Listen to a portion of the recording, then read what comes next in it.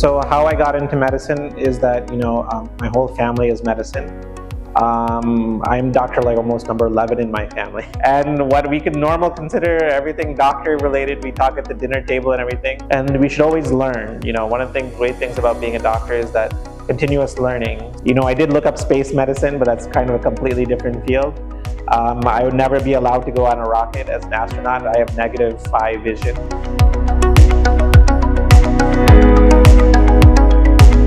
I'm Dr. Arun Palanaswamy, Executive Director for KMCH. So how I got into medicine is that, my whole family is medicine.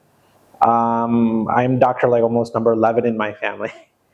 But I actually grew up in the United States. I was born in 1979. Both my parents are doctors. When I was young, I swore I'll never be a doctor. But and all my family friends were all doctors or engineers. I thought I was going to go into engineering. I thought I was going to go to aerospace engineering. And later on in life, when I started coming into my high school, I decided what I really wanted to do in life is make a difference in people's lives.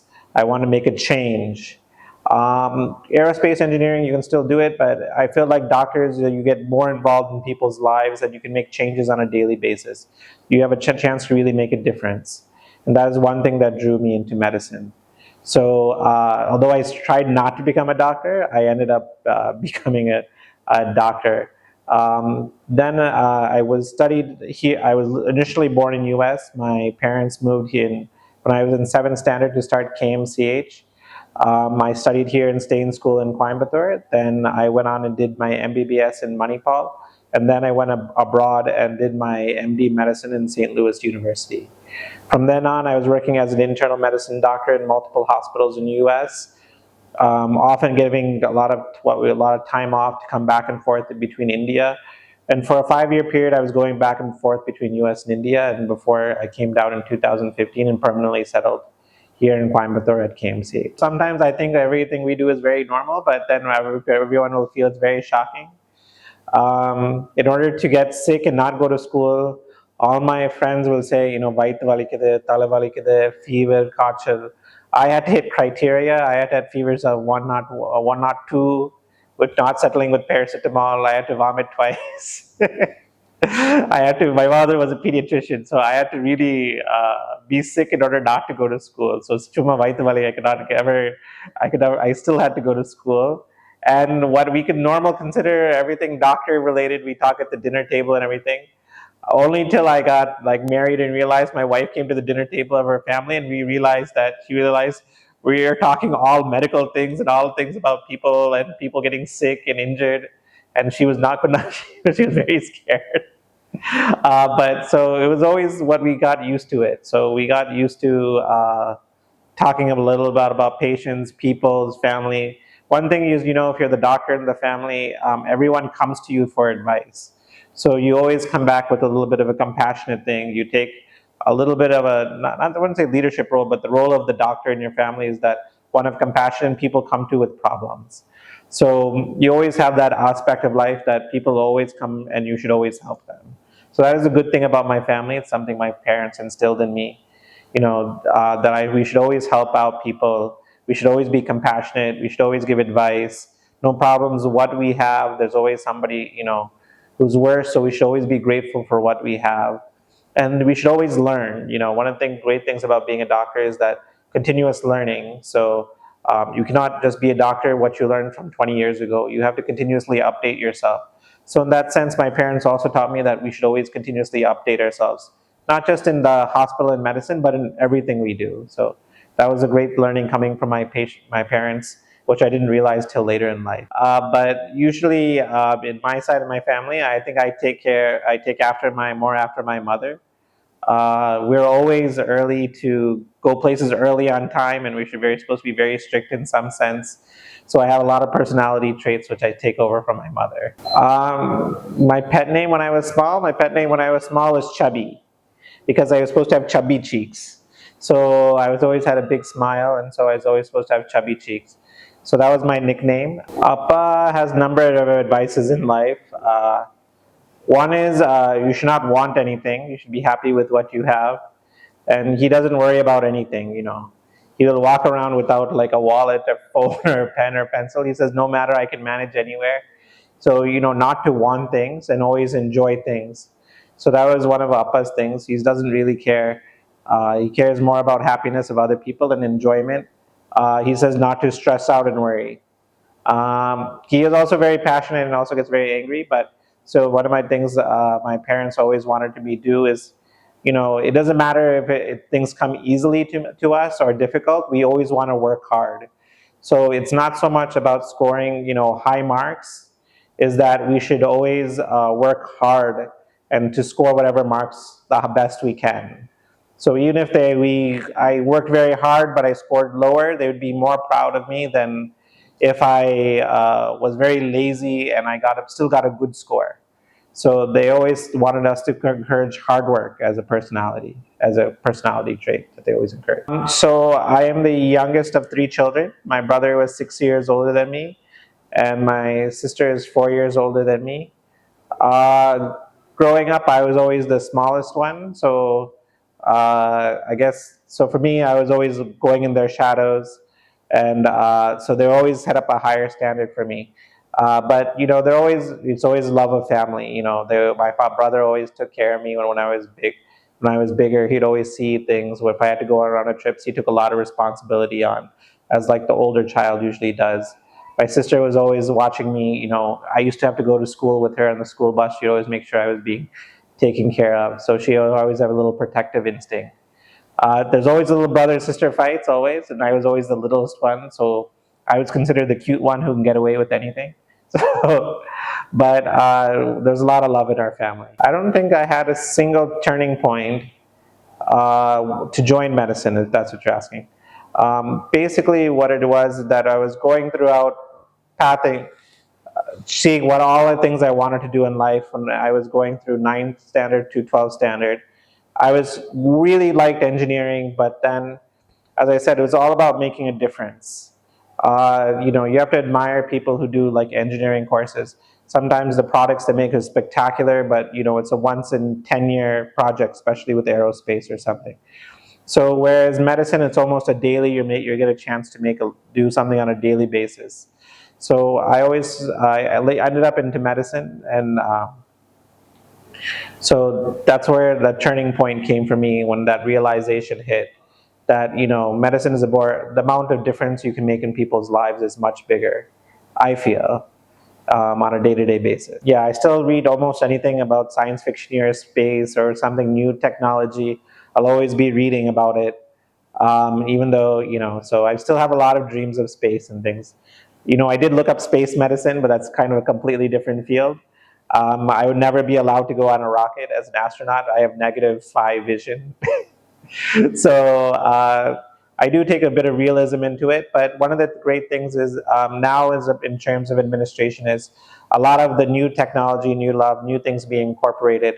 I take a lot of fascination from science and engineering, and now we can incorporate that into what we do. The studying type, I would do a lot of running and things like exercise-wise. I was always be track and field. When it came to college, I went straight to MBBS studying also, but we used to play a lot of basketball. So this used to be more of our passion, and that is what we kept us up activities. So still, when it comes to sports, I've done a lot of running.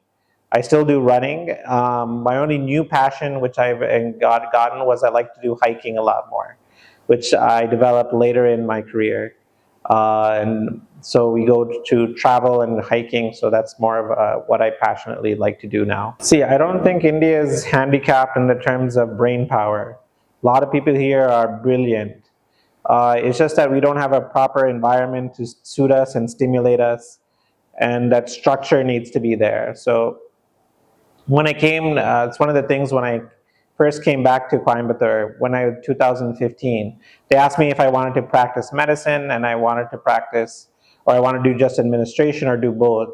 I looked at what's going on and I was seeing that all the doctors here that we have here in this hospital are brilliant. And they don't really need another smart mind. They need someone to pick up the pieces, put in the nursing piece, put in the common care piece, put in the technology piece to integrate it so that you get much better healthcare. Someone has to take a step back and look at the whole picture. So that's what I felt needed to be done. So that's how often that's lacking in India. There's a little bit of short-term focus, I think, so it's coming from our background. So we need to step back and build institutions. So like things like institutions which have served us long was that things places like CMC Vellore, or you even say Stanley Medical College, Madras Medical College. These are the first medical colleges in the country, but they've been long-standing institutions which given up back multiple fold. So the thing is, we need to start building institutions which will then create much better doctor, much better healthcare, much better lives. So the strengthening of institutions is what I think that we need to focus here on in India. The very first, the biggest challenging task I think we still do is that part of Indian culture is that, if you take a class and you ask if anyone has questions, no one raises their hand. If I go sit in a manager's meeting and ask for suggestions, no one raises their hand, and everyone tries to keep quiet. So you really have to stimulate your environment to create an interactive session. You have to do multiple things which will draw people out. One of the things is, as I said, India doesn't lack in brain power. So it's more about stimulating and changing the environment so that they're have very friendly for questions. That's always one of the challenges which we have here. So that is still the toughest challenge I have here in India, is that still you need to draw out people's mindset so that they can become more interactive and take ownership of what they do. Well, I think it's whatever you do, you should be passionate about it and you should enjoy it and you should do it. Don't worry, he always says, about growing and expansion, how he's built this institution. He doesn't mind if tomorrow he becomes bankrupt. He'll be happy setting up a clinic across the street. So it's always trying to build something and do something new and not be afraid.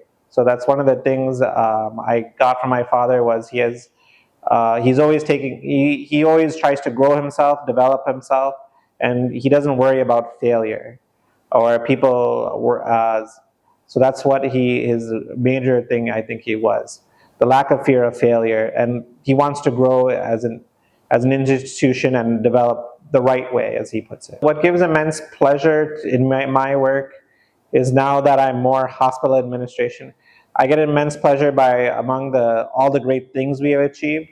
So if I can help people, develop a better cure, or I can write off diseases, I can help people who couldn't afford treatment before. I am in a privileged position that way. And then I can always invest in new equipment which can make changes in people's lives.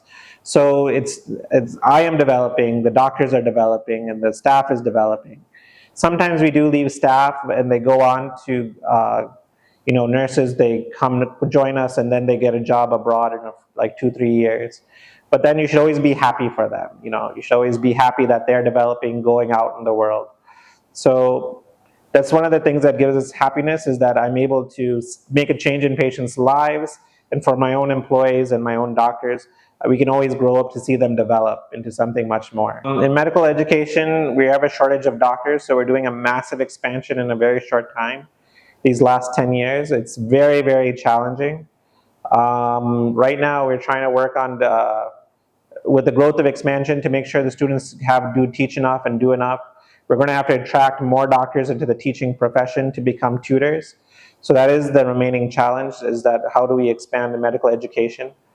So that's our greatest challenge, is how do I get people back into the teaching roles? What we see is that there's a twofold increase, is that we're going to see a massive increase in high blood pressure and diabetes. As our lifestyles change and we're all going to get older, we're going to see a massive change in people's lifestyle. Also, our communities is changing. My father's generation, they had lots of brothers and sisters. My generation, we had 1 or 2 brother and sister and lots of cousins. But if you see what the next generation has, is they have very few relatives. So when you see the family support structure, they're spread out. They're no longer in one city or one town. So, the children may live far away, the parents may live here. So that social structure, how are we going to take care of our elderly? in the future is a very big challenge that I foresee coming to India in the very future. And also, we have to drive certain concepts. India is still the concept of preventive medicine. It's still, people don't go to a regular family doctor. They only visit in case of extreme emergencies. Often we have the problem of we start a treatment, we discharge the patient, and then 6 months, 1 year later, they don't show up. We said your cancer is cured, but you need to go for a yearly follow-up, and they don't follow up. Or we are high risk for diabetes, please do an annual checkup, and after 1 or 2 years, they don't stop coming. So a lot of preventive medicine, things that can be prevented, is still not being caught. It was very simple in the sense that no matter what stress I have in administration, I used to be a practicing doctor, and I used to have ICU patients. So if I make a wrong decision there, people die. So I don't have that pressure on me right now, so it's a lot easier. So that's why, as I said, there could be a lot of things worse that are going on in life. No matter, financial pressures, this pressure, that pressure, work pressure. There's always, things could be worse, and I think we're in a position of privilege right now compared to what our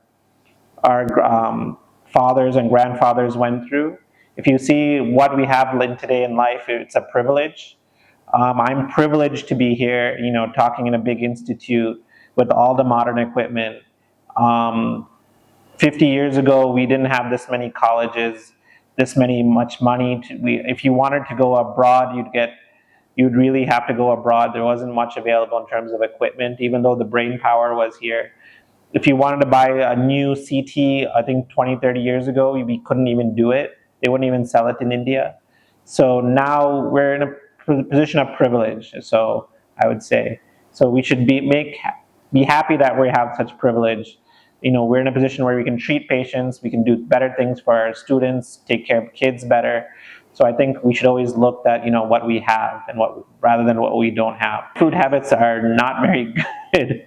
My wife would say I have to do a lot of exercise. We just had a new baby, so I'm not doing enough exercise. But they're saying that you should run or do cardio about 3 times a week. So I'm a very big runner, and I do treadmill, which people say is not good, but I think running is about that. And then I cut back on most of my food habits is similar to either muesli or cereal in the morning, and I think I go one of those people who only do fruits in the evening, at night. So I think most of the doctor says one of the worst habits Indians have, and the ones we love the most, is having a big meal and then going to sleep. Like that, having that Sunday lunch and then going to sleep right after is one of our greatest enjoyments, but it's not very healthy at all.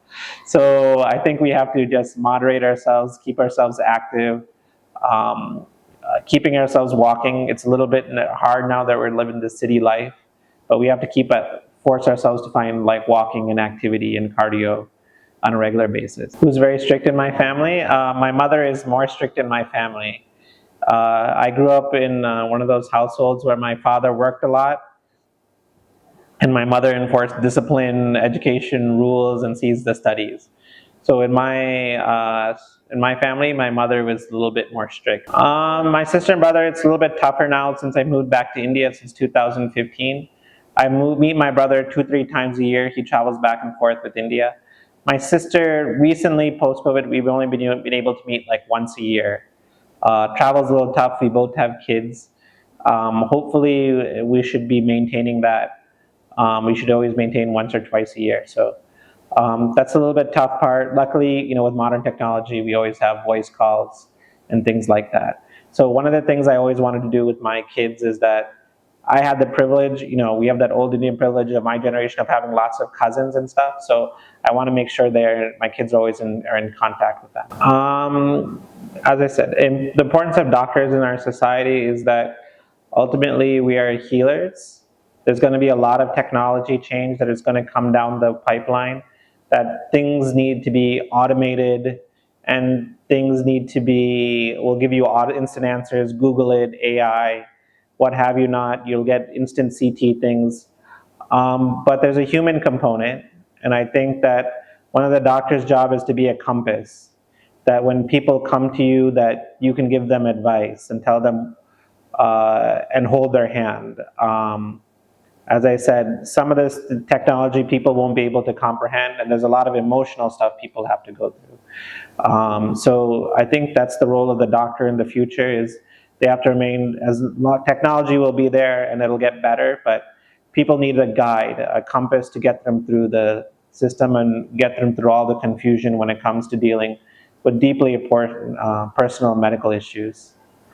As I wish every doctor, I think here for Doctors Day, there's a lot of, they say a lot of physician burnout is the big risk. But whatever you do, I think we should do it with love, determination. And as I said, there's always, we do what we do is a privilege. And whatever we do, will be making a difference in people's lives. So I think that, be happy that what we are, we're an important role in people's lives, and often, as I said, we're the compass which guides them in their times of difficulty. So that's my message for Doctors Day. I think every doctor answers it differently. One says I can't be a pediatrician, that's a children's doctor, because I always thought children are very innocent, and I hate to make them cry. So I could never do pediatrics. So every doctor handles things, and even we have our own breaking points. So I think it's up to us that we see what the good we do. We'll have good days and bad days, and then we just have to remember the good days when we have achieved something. So that makes us gives us strength for the other days.